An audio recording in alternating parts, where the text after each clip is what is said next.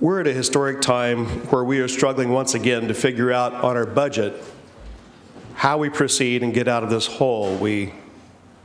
So we've split into basically two groups, those who believe that we should raise taxes to get through this, and those who believe we should strongly hold the line against taxes. I hope that those that are holding the line against taxes will review this vote with the same scrutiny and vigor with which they're holding the line on taxes. Because make no mistake, this, according to the CPUC, will be increasing costs to all ratepayers by $1.8 billion. And they won't be getting anything different for it. When they plug in their iron or they run their dishwasher, it's still going to run, but it's going to be being generated from something else, and it's going to cost them more to do it. The state itself is not indemnified against these costs. It's estimated that our own costs will be $279 million higher. So those of us on the Budget Committee, we're wrangling over items a lot lesser than that. Here's an opportunity for you to keep the state's costs $279 million lower. And it doesn't just stop with us. You got county, you got city, you got our universities, we got our schools. They all use electricity. So you're going to jack up their rates, and then you're going to howl at us to raise taxes. This is driving up the cost of electricity at the worst possible moment. The best case scenario is estimated a 7% premium increase for electricity. On the other hand, 2009 Division of Ratepayer Advocates says a 33% renewable portfolio mandate would lead to a 30% hike in electricity rates by 2020. Is that what you're advocating here today? You want our prices to go higher?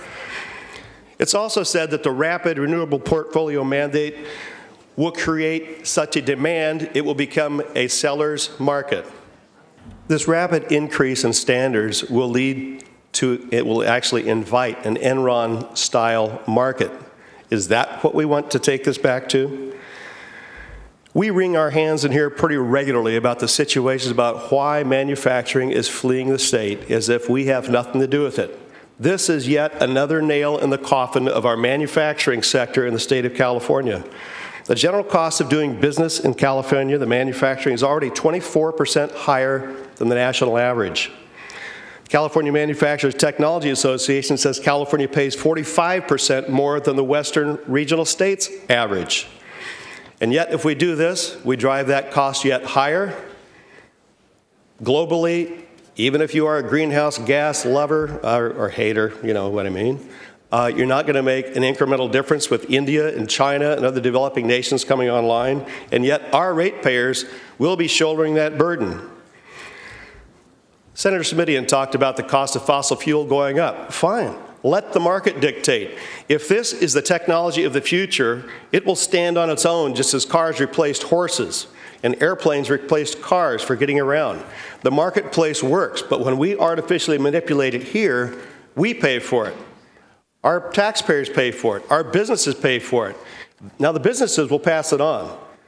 But that's, if they're here, we get their jobs. If they go to Arizona or Nevada, where there's cheaper, or Utah, where there's cheaper energy, still got the same greenhouse gases, but we don't have the jobs, and you all will be wringing your hands about, oh my gosh, we got to go out and raise our taxes yet again. Let the market decide. And in fact, there's a lot of talk about putting things on the ballot. Put this on the ballot. Let the people decide. Let them ask to have their taxes raised, their electricity rates go up. You know, I know we all like to feel good about the legislature we're doing.